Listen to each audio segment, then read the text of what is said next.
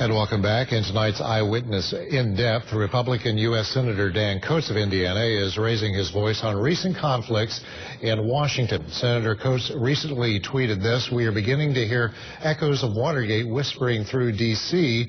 and 1600 Pennsylvania Avenue." Coats was referring to, of course, to three scandals involving the IRS, the Associated Press, and the Benghazi attack. Well, Daybreak anchor Randy Moore spoke to the senator earlier today. The public's not happy with Washington right now, and I don't blame them.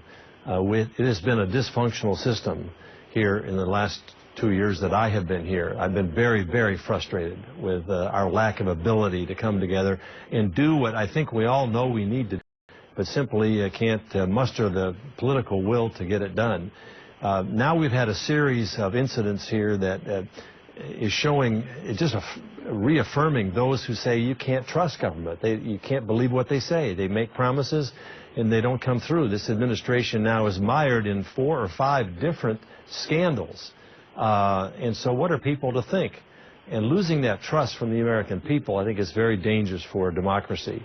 We need to restore that trust, and we restore it by, number one, not getting engaged in these kind of things in the first place, and number two, coming together and solving the real problems that we face. Well, as it concerns those scandals you're talking about, those potential scandals, the handling of information and the attack at Benghazi, the IRS targeting of conservative groups, things like that, in a tweet you invoked the word Watergate. Do you think it really rises to that level?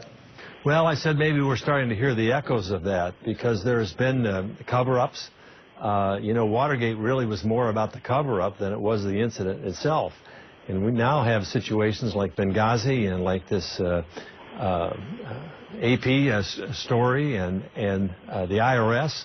All of these, information has been known for some time by some of the people, but it's not been released and only discovered through investigation or somebody leaking or informing on that. So that doesn't restore trust in the American people with their government. And I think we need to get to the bottom of this, hold this administration accountable for this series of misstatements, of the delaying providing information, and then refusing to take responsibility. Simply, well, it wasn't my fault. Somebody down there did it. Or I didn't know about that, and therefore we're okay. Look, the buck has to stop somewhere, and it should stop at the president's desk. Yeah, let's get to maybe one other issue here. You've voted in the past gun control measures, and gun violence came back to the forefront, of course, recently. And one poll indicated that 88%, or make that 86% of the American people are in favor of expanded background checks. You voted against a bill that would have done it, and one could argue that you voted against the wishes of the people. What do you say to that? Well, there were 2 alternatives presented to us. I voted for one of those, the Grassley Amendment, which I thought did not impede on Second Amendment rights, but did provide the kind of measures that addressed some of this gun violence in this country. Not all of it, but some.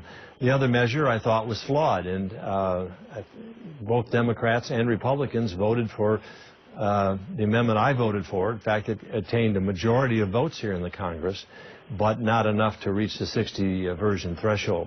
So it's really weighing the two and making a judgment as to which best addresses the problem and which does not trample on Second Amendment rights. And that's Daybreak anchor Randy Moore.